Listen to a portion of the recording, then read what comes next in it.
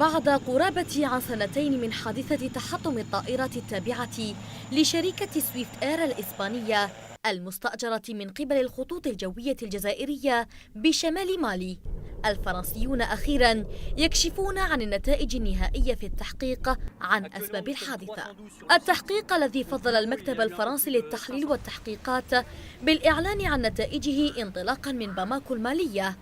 رسم بشكل نهائي فرضية الخطأ البشري كعامل رئيسي في تحطم الطائرة،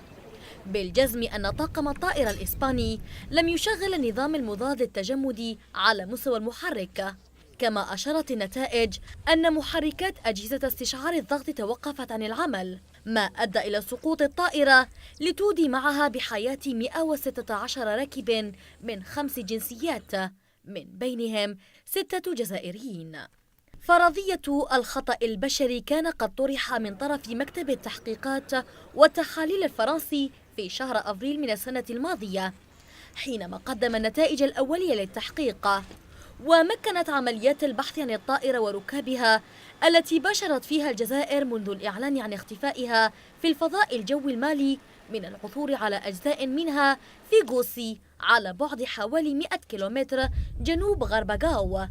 التي تعتبر أكبر مدينة في شمال مالي. نتائج التحقيق النهائية وإن برأت بشكل كلي الخطوط الجوية الجزائرية من مسؤولية الحادثة،